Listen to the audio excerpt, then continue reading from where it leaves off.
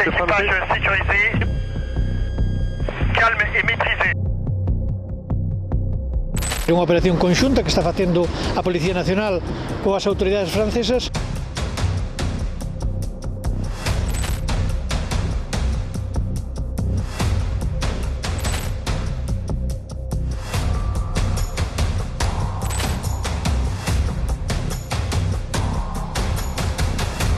Oito 31 minutos, momento de falar da última hora do narcotráfico e tamén da operación Malladoira. Moito ollo porque hoxe mesmo o Porto da Coruña chegaron 4 persoas detidas, un español e 3 marroquís que foron detidos en Madeira e atopáronos nunha narcolancha con 2.400 kilos de cocaína. Case nada, horas intensas na loita contra o narcotráfico. Víctor Méndez, Narcodiario, moi boas tardes. Hola, boas tardes.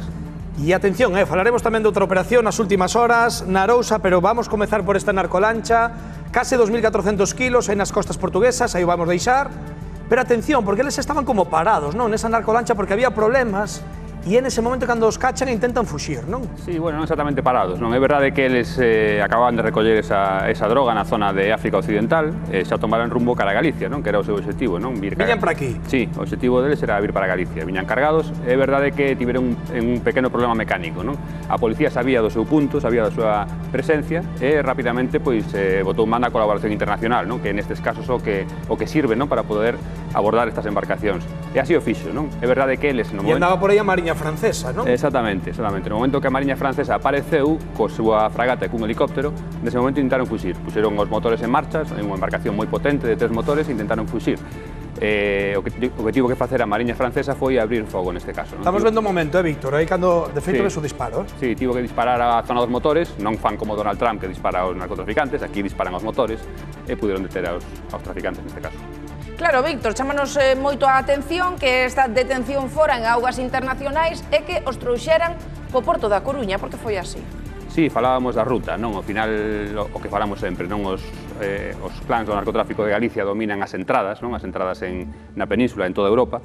En este caso era un caso máis destes, non? Era unha organización galega que estaba relacionada con este transporte e o objetivo dos narcos era entrar por Galicia. Non se sabe exactamente por que punto, non se sabe se polas Rías Baixas ou como pasa últimamente moito tamén polas Rías Altas, non sabemos o punto, pero estaba judicializado na Coruña, co cal pois os detidos chegaron aquí para comparecer a un xulgado aquí e tamén para ser interrogados polo Greco Galicia, non? Que é a unidade policial especializada de aquí de Galicia. Que fan un traballo brillante, sempre decimos, Víctor, e as prazas me remito. Falamos dunha narcolancha de 12 metros de eslora, 3 motores, case 2.400 kilos de cocaína, podía meter incluso máis, e esta narcolancha, que nos parece enorme, viña de outro barco moito máis grande de onde collera o cargamento, non? Sí, efectivamente, estamos falando do sistema clásico, non? Un sistema que estamos vendo de forma demasiado rutinaria, non? Efectivamente, son barcos que veñen directamente de Sudamérica, normalmente pesqueiros ou mercantes, pode ser un remolcador, que traen pois 6, 7, 8 toneladas de cocaína e ao encontro deses barcos nun punto concreto, a veces próximo á zona de Madeira, como puido ser neste caso, pois acude unha narcolancha, como dices ti, unha narcolancha de 12 metros, unha narcolancha clásica, digamos,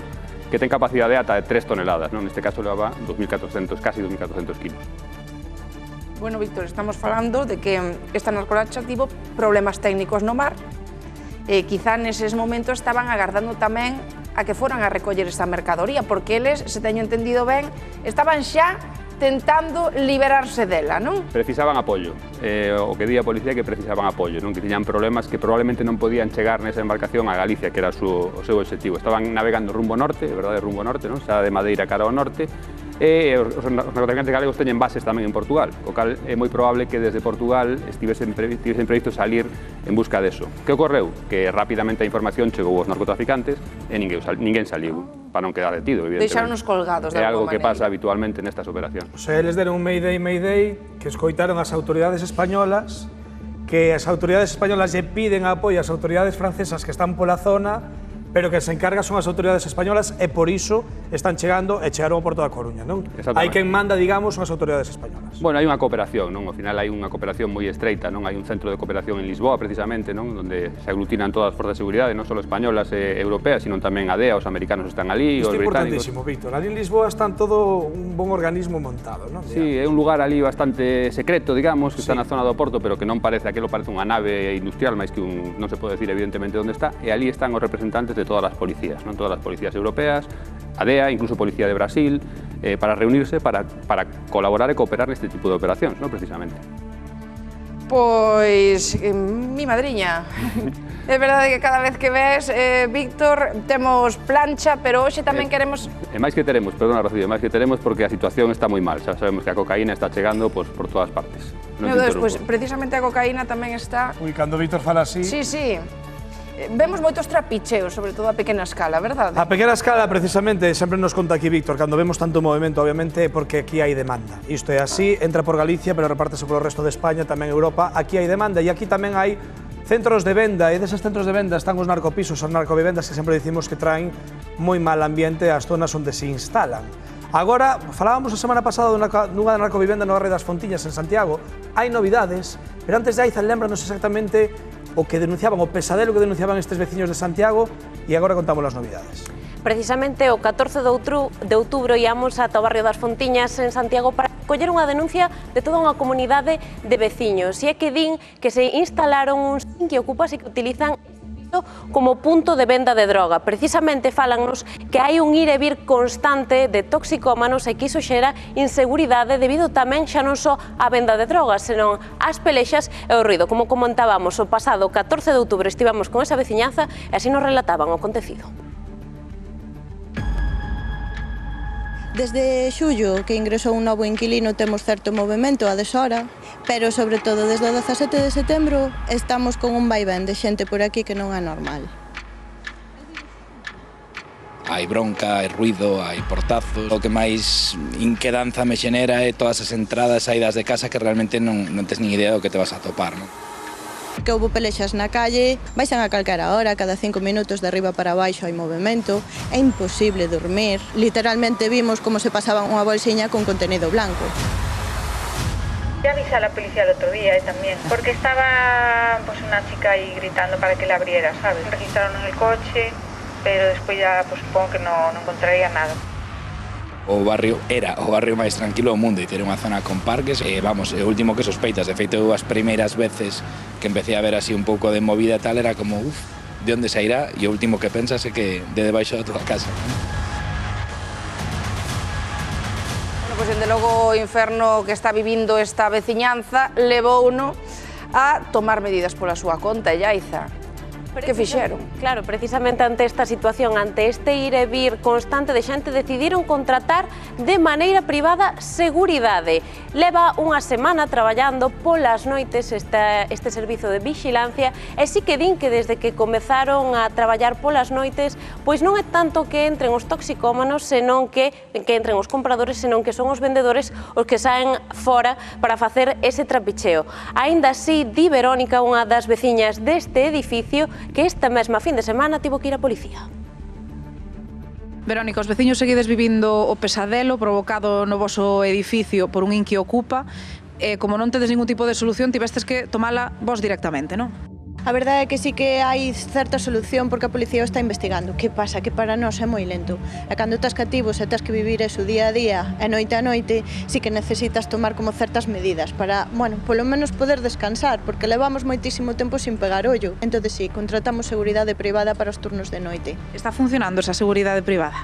Funciona no sentido de que nós xa non temos tanto consumidor á porta, pero si ben é certo que o inquilino lle dá igual e baixa igual a facer as súas ventas, con lo que o problema se está estendendo ao resto do barrio. E aínda así, a pesares diso, houve que chamar a policía o domingo á noite, porque unha consumidora que se lle negou o paso se puxo nerviosa, empezou a berrar e despertou aos nenos. Se non me equivoco, vos puxestes unha demanda pola parte judicial, tamén pola parte civil, non sei en que situación se atopan ambas. Pois mira, que xusto hoxe iban a ter unha xuntanza para averiguar a ver se nos podían xa dar algunha información sobre como iba a investigación policial. Pola vía do civil estamos obrigados por lei a agardar 30 días para poder empezar a negociar con el e sabemos que non está recollendo o burofax. Esperamos que poidamos tomar nós algún tipo de medida o 31 de decembro cando el lle remate o contrato. Non cremos que entremos a negociar con el nin nada, porque de feito fai como se non pasara nada, saluda amablemente, tanto de seguridade como a nós, e nos atopa, e listo. Ben é certo que os nenos non entenden exactamente que está pasando, pero bueno, nós como xa nos costa tanto disimular este nerviosismo, os nenos saben que algo non vai ben. E entonces está repercutindo na súa salud e na nosa bastante, porque temos medo, temos ansiedade e xa non sabemos moi ben como levar o día a día. de verdade que é insufrible levar o día a día de xeito normal onde unha narcovivenda. Claro, Víctor, non sei se é habitual contratar vixilancia nun piso, vixilancia de maneira particular, precisamente por esa comunidade de veciños, para protexerse de alguna maneira de que, inda que sean os menores, vexan a xente consumindo no portal. Igual, non é habitual, o que pasa é que é a única solución ahora mismo que poden tomar os veciños. A min parece unha solución boa, relativamente boa. Que pasa cos narcovivendas? Pasa que a policía traballa moi ben, detecta eses puntos de venda, entra neles, detén aos seus responsables, pero rapidamente salen de prisión, porque son feitos con poucas cantidades, penas pequenas, salen de prisión preventiva ata que chega ao xuicio. Nese tempo, que fan os narcotraficantes?